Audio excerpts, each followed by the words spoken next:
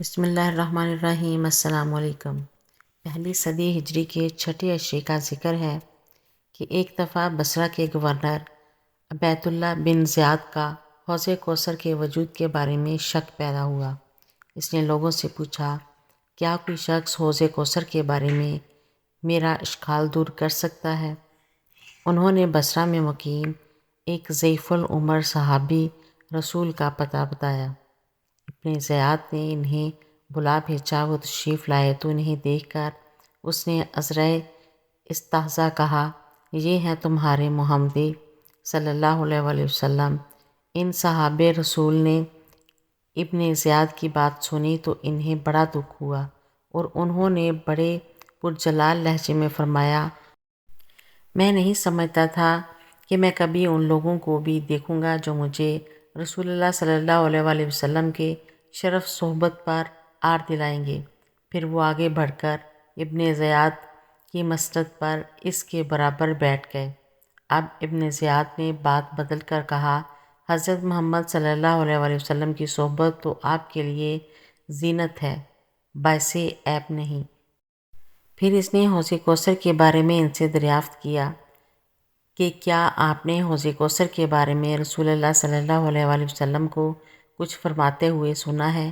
انہوں نے فرمایا، ہاں، ایک دفعہ نہیں، 2 دفعہ نہیں، 3 دفعہ نہیں، 4 دفعہ نہیں، بلکہ بارہا، کہ جو شخص حوض کوثر کا انکار کرے گا اللہ تعالیٰ اس کو نہ اس کے قریب پھٹکنے دے گا اور نہ اس کے پانی سے اس کو سیراب کرے گا۔ یہ فرما کر غصہ کی حالت میں فوراً وہاں سے چل دیے۔ یہ صحابہ رسول صلی اللہ علیہ وآلہ وسلم جو امام الانبیاء نبی رحمت صلی اللہ علیہ وآلہ وسلم کے شرف صحبت کو اپنی زندگی کا حاصل سمجھتے تھے اور حق بات کہنے میں حق میں وقت تک کی پرواہ نہیں کرتے تھے۔ حضرت ابو برزہ اسلمی رضی اللہ عنہ تھے۔ حضرت ابو برزہ رضی اللہ عنہ کا تعلق قبیلہ اسلم بن افسا سے تھا۔ بنو اسلم مرزہران اور اس کے قرب و جوار میں آباد تھے۔ حضرت ابو برزہ رضی اللہ تعالیٰ عنہ کے ابتدائی زندگی کے حالات کا پتہ نہیں چلتا اور نہ مکہ میں ان کی آمد کے زمانے کا تعین کیا جا سکتا ہے۔ تاہم علامہ ابن سعد رحمۃ اللہ علیہ نے واضح طور پر لکھا ہے کہ وہ بعثت نبی کے ابتدائی زمانے میں مشرف با اسلام ہوئے اور ہجرت نبوی کے بعد غزوات کا سلسلہ شروع ہوا تو وہ تقریباً تمام غزوات میں حضور نبی کریم صلی اللہ علیہ وآلہ وسلم کے ہم رکاب تھے۔ فتح مکہ کے موقع پر حضور صلی اللہ علیہ وآلہ وسلم نے جن چند اشخاص کو واجب القتل قرار دیا، ان میں ایک عبداللہ بن خطل بھی تھا، جو شخص سخت بدباطن تھا۔ دین حق اور ہادی برحق صلی اللہ علیہ وآلہ وسلم سے اس کی دشمنی کا یہ عالم تھا کہ اس نے اپنی 2 کنیزوں کو حضور صلی اللہ علیہ وآلہ وسلم اور آپ کے صحابہ کرام کی ہجو کے اشعار حفظ کرا رکھے تھے اور وہ انہیں سرتال کے ساتھ گایا کرتی تھی۔ مسند ابو داؤد میں ہے کہ حضور صلی اللہ علیہ وآلہ وسلم مکہ میں داخل ہوئے تو عبداللہ بن خطل خانہ کعبہ کا غلاف پکڑ کر لٹک گیا تاکہ اس کو امان مل جائے، لیکن اس کے جرائم اتنے بھیانک تھے کہ حضور صلی اللہ علیہ وآلہ وسلم کے نزدیک وہ کسی صورت میں امان کا مستحق نہ تھا۔ چنانچہ آپ صلی اللہ علیہ وآلہ وسلم نے حضرت ابو برزہ رضی اللہ عنہ کو حکم دیا کہ اس کو کیفر کردار تک پہنچا دو۔ انہوں نے فوراً آگے بڑھ کر اس کا کام تمام کر دیا۔ حضرت ابو برزہ رضی اللہ تعالیٰ عنہ نے پورا عہد رسالت مدینہ منورہ میں گزارا۔ عہد صدیقی میں بھی یہی قیام رہا۔ حضرت عمر فاروق رضی اللہ عنہ کے عہد خلافت میں بصرہ آباد ہوا تھا تو انہوں نے بصرہ کی سکونت اختیار کر لی۔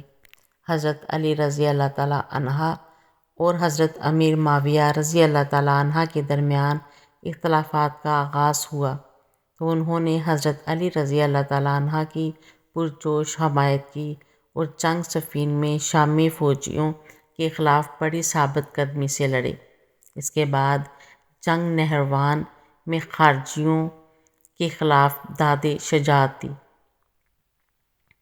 حافظ ابن حجر رحمۃ اللہ علیہ نے اصابہ میں لکھا کہ حضرت ابو برزہ رضی اللہ تعالیٰ عنہ نے خراسان کی فتوحات میں مجاہدانہ حصہ لیا، لیکن انہوں نے یہ تصریح نہیں کی کہ وہ کسی زمانے میں اور خراسان کی کون سی مہم میں شریک ہوئے۔ قیاس یہ ہے کہ وہ خراسان کی ان مہموں میں شریک ہوئے جو امیر معاویہ کے عہد میں بھیجی گئیں۔ حضرت ابو برزہ رضی اللہ عنہ کو فیضان نبوت سے بہریاب ہونے کا کافی موقع ملا، اس لیے وہ علم و فضل کے اعتبار سے بڑا اونچا مقام رکھتے تھے۔ حضرت ابو برزہ رضی اللہ عنہ نہایت پاکیزہ اخلاق و کردار کے حامل تھے۔ سبقت فی الاسلام، شوق علم اور شوق جہاد، حب رسول، جود و سخا اور سادگی ان کی کتاب سیرت کے خاص ابواب میں ہے۔ ابن سعد کا بیان ہے کہ ان کا معمول تھا کہ صبح و شام غریبوں اور مسکینوں کو کھانا کھلایا کرتے تھے۔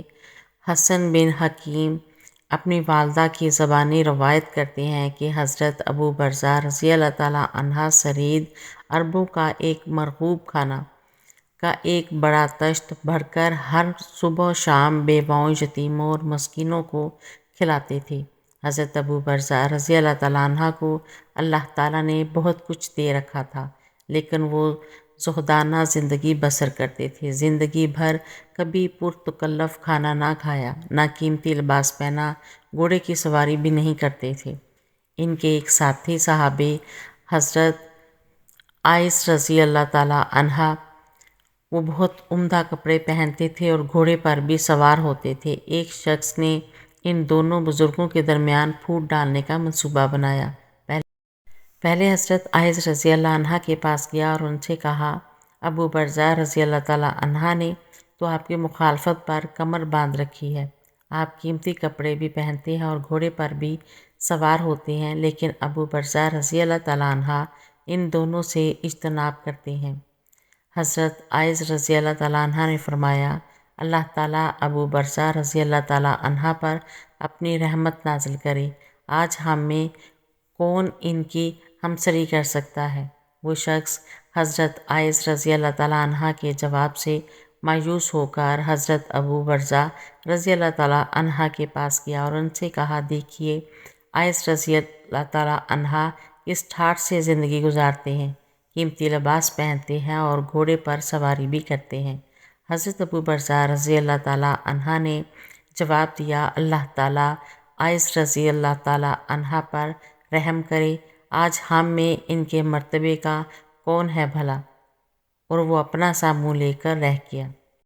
حضرت ابو برزہ رضی اللہ تعالیٰ عنہ 65 ہجری میں وفات پا گئے۔ اللہ تعالیٰ کی ان پر بے شمار رحمتیں نازل ہوں، آمین یا رب العالمین۔ میری ایسی اور ویڈیو دیکھنے کے لیے میرے چینل کو سبسکرائب کریں، ویڈیو کو لائک اور شیئر کریں۔ اللہ حافظ۔